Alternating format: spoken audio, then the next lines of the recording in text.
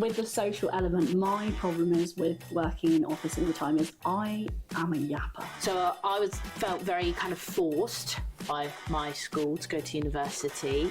Oh, I have fun. woo! There's so much more than just parking in bins.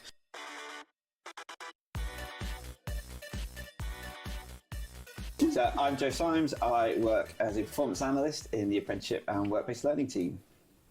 I'm Mia Green. I'm a recruitment and marketing consultant working in the recruitment and attraction team. And I'm Libby Jenner, and I'm an apprenticeship and work-based consultant in the apprenticeship team. Number 1, apprenticeships are only for the young. Well, I'll start. It's definitely a misconception that apprenticeships are for the young, because they are certainly not. It's absolutely for anybody who wants to develop themselves further, who's looking to kind of take their career to the next level. I think that everyone believes that you can only do an apprenticeship between the ages of 16 to 25, and that is just so not the truth. I think sometimes people in life never know what they want to do and be in a career, but there's so many opportunities to branch out and achieve different things and take different routes and opportunities. And so I think an apprenticeship way is the best way to do it, because it gains that experience on hand, as well as learning and going down different routes. Mm-hmm. Excuse me, sorry, you go. Am I right in saying, cut it out if I'm not, we don't pay apprenticeship wage? No, we pay rate for the job. Yeah. Which is, I feel like, a big selling point. Lots of people, when they see apprentice, think I'm going to be paid not very well. Mm-hmm. And so that's why it seems to attract younger people rather than older people, when if you're already doing a job and being paid what you want to be paid, why wouldn't you also do an apprenticeship? Absolutely, yeah, absolutely. No, it's a really good point. And we recently did a talk to some year 8s, which is really, really nice to do and inspiring to do. And my part of it was that I said when I was at school, apprenticeships were very much plumber, carpenter, electrician. That's the only thing you can do, and for that apprenticeship wage. Whereas now, yeah, I'm thinking or hoping to start an apprenticeship in September, and I'm very old now, so it's a nice option to have, and it's just an upskilling opportunity I never thought that I would get the opportunity to do. So it's a nice option to have. I think the rate for the job is a fantastic thing that we offer here at the council, because I think that if you go to university, which is another great route, you are having to pay to learn, whereas here you're getting paid to learn.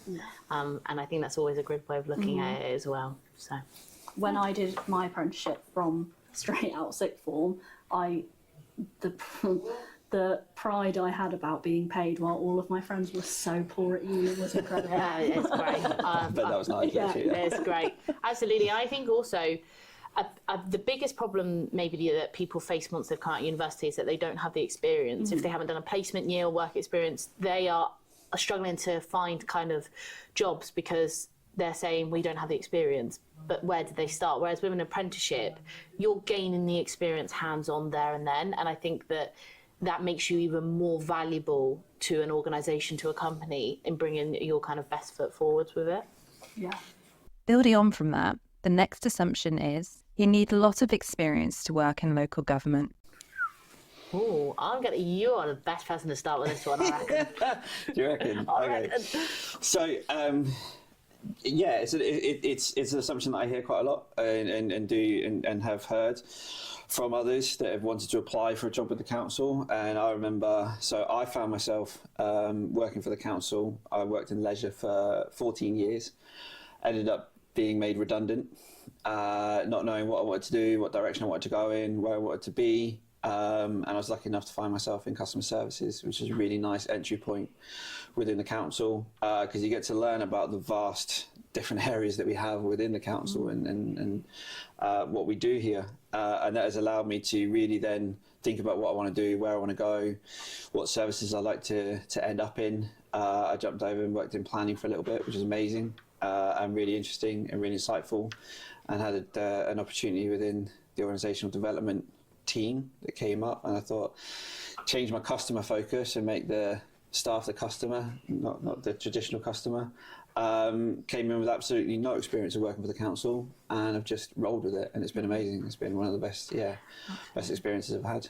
Yeah, I think for me, I came in, I dropped out of university, had no idea what I wanted to do. I was like, and I came from the private sector and I had no local government experience. And I think there was maybe an assumption in itself that local government is for an older generation, essentially. It's the council. It does your bins and your tax. That's all it was known for. And so I had no idea the vast opportunities there were to do in local government. And then when I saw my apprenticeship originally in children's services, it was the best decision I ever made. And so many opportunities have come to fruition for me from doing that and seeing such a vast range of services that we do. I mean, you know, we have services in kind of street planning names. You know, we are so vast in our different areas, and I think that I've learned more and more about it. But I didn't have the experience to begin with, but I had customer experience, and actually we are the customer to our residents. The residents are our customers. That makes more sense. It kind of changed my focus more than a private sector did. Number 3 is the council mainly deals with parking and bins, which is something I'm sure everyone hears a lot. Absolutely. We had this conversation with the year 8s the other day about it, didn't we? Yeah, it's strange, and that was kind of my assumption as well when I came in and started working in customer services, was that it was just roads, bins, council tax, parking. They were the ones. I had no idea, especially when I started to take the calls, that I was seeing calls for lost dogs. Taking calls for food poisoning cases. Oh, wow. I was taking calls for homelessness people. It was really enlightening to see that broad range, and that was just half of the council, because the other half of the calls were taken by a different group. And we got to shadow them and understand them, and then we got to meet different service areas, which is amazing to really get to know. And like I say, the more I've moved around the council, and especially within this role and within this service, I get to meet so many different people across so many different services and really understand what they do and how that makes a difference to our residents and our people. Absolutely. I think I find something out about the council nearly every single day that I didn't know the day before. Like, I honestly, yesterday we spent a day kind of with our team on our service area, and I took away over 10 things I had no idea the council did or our services do, and it was just amazing. So we are so much more than meets the eye, and I think that's a great thing. I think it's great to be different. And I think there's a lot more than the public would probably think that crosses over. Like, there's so many random projects that go on throughout the council that you hear about and you're like, wow. Like, I remember when I was working in digital, people started tracking data, like phone signal, by putting trackers in the bin lorries. Just things like that you would never think of, but they do, and things cross over all the time. And it's just, I think, having the availability of so many different services also helps everyone do their job better. Absolutely. Yeah, Absolutely. So they're all important, but it's not everything. Now, a potentially controversial one. Working from home is less efficient than working in the office. Oh, we're like... We're the worst people to answer. We are the worst to answer this.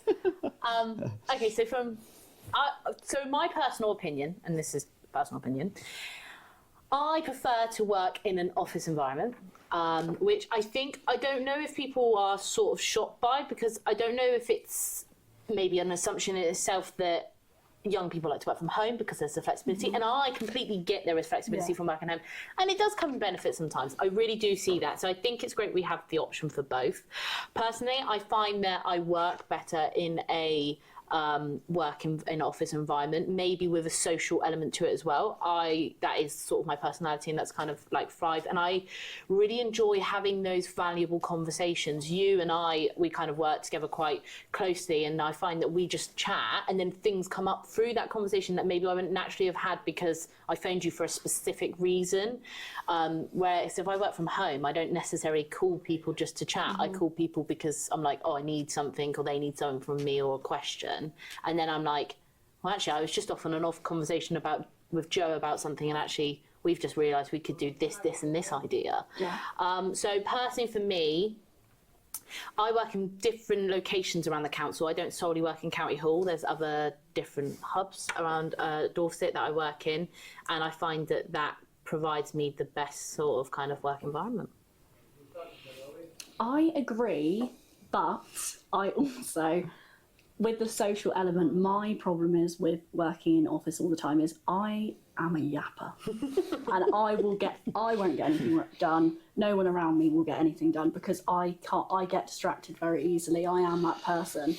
When I work from home, I can do so much work in a short amount of time, which isn't always the best idea. That's one way to burn yourself out.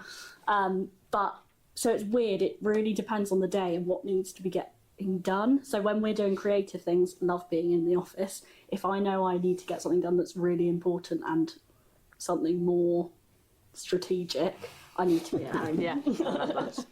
It's finding that balance of what works for you, and I think like Libby said, what my thing is that I do find myself more productive in terms of our area, I suppose, our work area, our service area when I'm in the office, but I wouldn't necessarily say I'm less efficient at home, because I'm still efficient at home. I can efficiently work. I've got that space where I can zone out and, like you say, that more strategic approach. Sometimes I just need that quieter area, that quieter headspace for me to really focus on something. And there are days where I can quite easily go into the office, but actually just think to myself, I need to work from home today because of those reasons, and actually give myself that space and that kind of permission to go, do you know what, I'm not actually that talkative today. I don't feel like socialising that much. But I think it's that I'm just as productive in both kind of environments. I wouldn't say that I'm less efficient at home. I just get, in terms of our service area, productivity wise, I get more in the office. Yeah, and I think I love the flexibility of it. I really do, and I think that provides great benefit, because you're right, there is days in this world where we aren't always on top form, or we need to have something strategic, so we need to be alone. And I find great benefit in the other kind of environments that you can use, like hubs that you can use in Dorset Council, because I think it's somewhere different to work. So I think your mindset sort of changes in different environments as well. But I think that it's almost, there's two different efficiencies with working from home and working in the office. Yeah. But on the same breath, I'll come into the office and I can put on my headphones and go, and I can get so much done. And I may have not been social and talking, but maybe this, just the natural environment makes me really, what's the word I'm looking for? Productive. Sorry, it makes me really productive. Yeah. It definitely depends on the person, doesn't it? And so it is great that we have a very individual option. thing. Yeah. Well, most of us have the option. Yeah. Some jobs can't be done from home. Yes, absolutely. Young people aren't interested in working for local government. We're getting into the heavy hitters now. Yeah. It's got deep. Start easy. Yeah, I'm going to class myself as a young person, because, you know. I cannot. You can't. No, I'm sorry, that was horrible.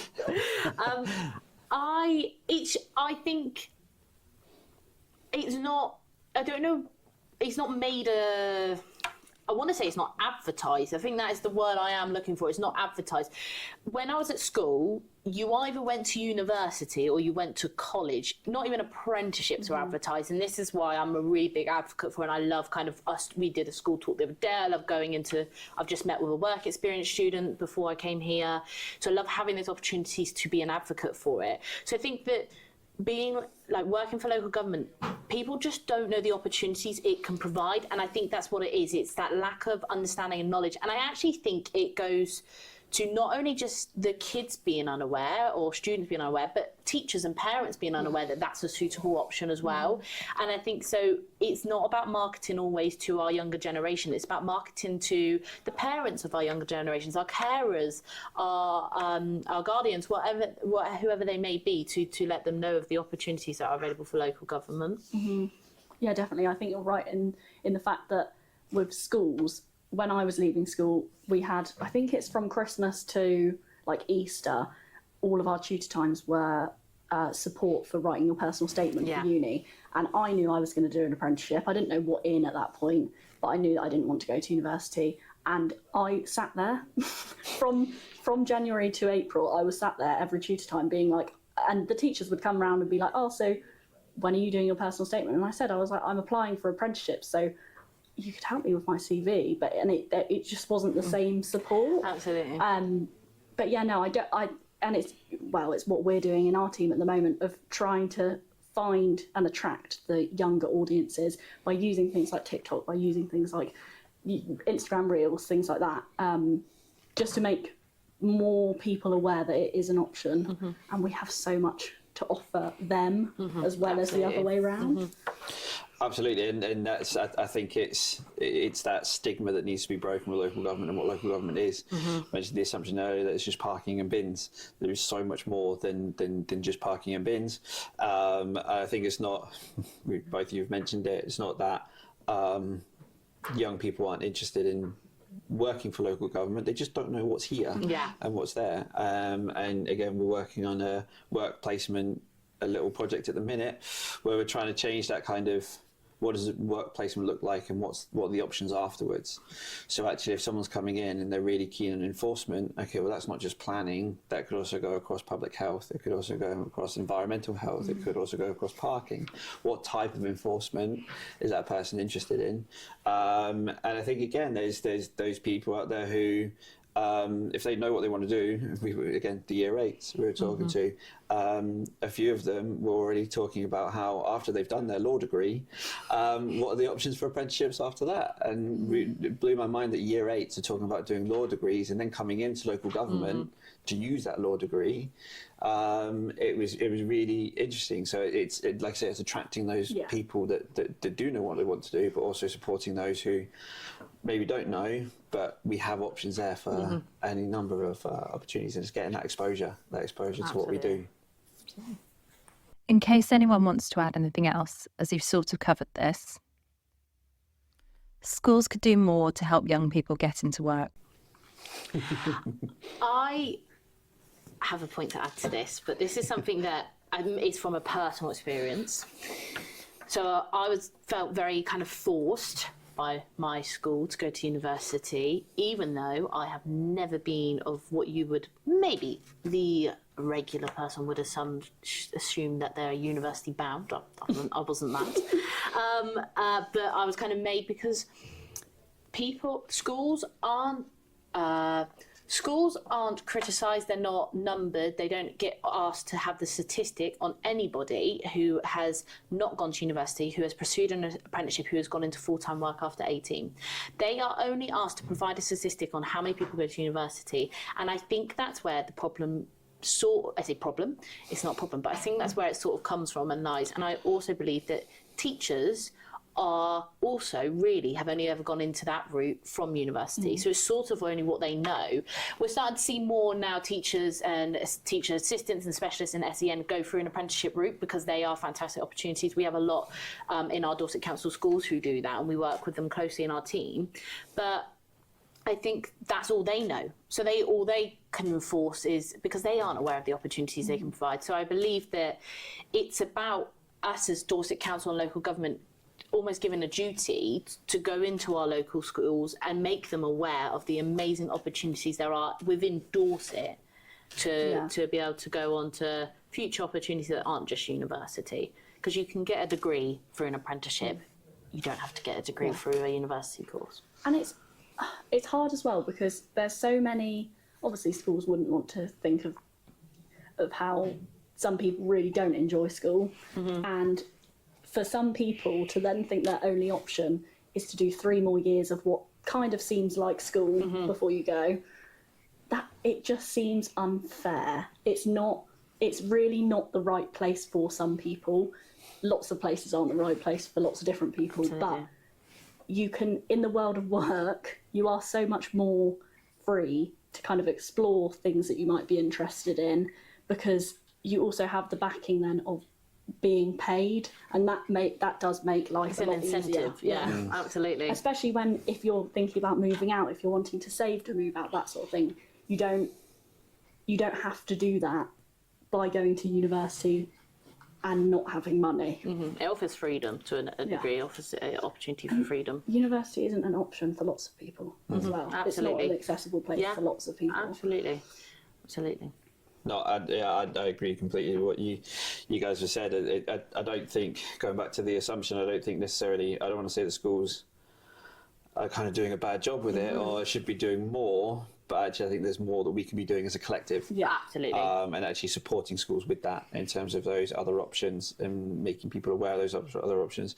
I know people have gone to university, they've got their degree, they're using their degree and they're flying. I know other people who haven't, and they are flying in the industry that they've chosen as well. They're doing really well. I know some people who have got a degree and aren't using it, but still paying off a debt. And that's where that kind of, the choices you make Absolutely. will impact your future, but there are other options, and it's just giving people all the options that they can have. I don't think there's a right or wrong. It's individualistic. It's about what you want as an individual and learning your skills. I actually didn't realise how I like to learn until I did my apprenticeship. Yeah. I've had so many different ways of learning throughout my school time, my A-levels, and then it wasn't until I did my apprenticeship that I recognised, that is the best way for me to learn and strive. But I wouldn't have known that had I not done my A-levels or had I not gone to school so it's about taking the opportunities and knowing they're there, I think. So, I think it's about us working with the schools. It's no one's fault. Make that clear. And then lastly, local government isn't a fun place to work. Oh. I have fun. Woo! Me too. Yay! Most of the time. I believe it's a very fun place to work. I have had so many different opportunities working here and so much fun. Every day is not the same. I have no idea what my day could bring me. I've gone from anywhere from filming a video like today to, sitting at my computer for the day, going through my emails or creating a work or going to a meeting or going to awards. We host an employee awards here. That was a fantastic opportunity. I've had opportunities to go to careers fairs and work with our local government association and do events through them. So not every day's the same, and I enjoy it. I get up and I think, it's another day of work. Like, I don't think, it's another day of work. Like, I actually wake up and I want to do my job, and I enjoy the opportunities that are there. Plus, it's Bacon Butty Tuesday on a Tuesday here, so that's always a fun time. So many people mention that in our videos. It's so good. And Thursday, Friday, Tuesdays and Fridays. Tuesdays and Fridays. Yeah. Finally, they did hash browns. Yes. Oh. Let's go off on tangent now, sorry. On the cafe. No, but I'm kind of the same. A family member of mine asked me recently, how's work going? And I said, all I want to do after I finish work is carry on working, which I haven't said for a long, long time, which is really, really good. But I also think there's an element of work is as fun as you make it. So if you put the effort into enjoying it and making it fun, meeting different people, going around seeing different people, making connections, and appreciate that I'm in a very fortunate position where I've been able to do that, and I've been able to meet a lot of people throughout the organisation, but I've still kept in touch with them as well. And I still catch up with them, meet with them, speak with them, and it gives you that ear on the ground on what's going on throughout the organisation. But you also, I just feel the direction we're going in as a council and as an organisation, and where we're going, and I want to be a part of it, and it's fun to be a part of that, and that's the bit that I really dive into. And also, it just is the people, like everyone says, it is the people you work with who makes the job, because you spend more time with your colleagues than you do anyone else. Yes. Like, you have to get on. Yeah. And I think, I'm talking for other people, but most teams in the council really get on. Whenever we do videos with people and we meet them, they all say how much of a close-knit team they are. They really get on. They enjoy working with each other. And I think it is overall a very positive environment, which makes it a great place to work. Yeah. I would add that I feel that Dorset Council is a safe place to work, because I feel that if I ever didn't enjoy it, I knew I felt safe to be able to voice my concerns. I would be listened. I would be able to, there were so many different channels and routes. So if I ever did have a time where I wasn't enjoying it or it got too much, I felt safe enough in a place where I could put my hands up and say help.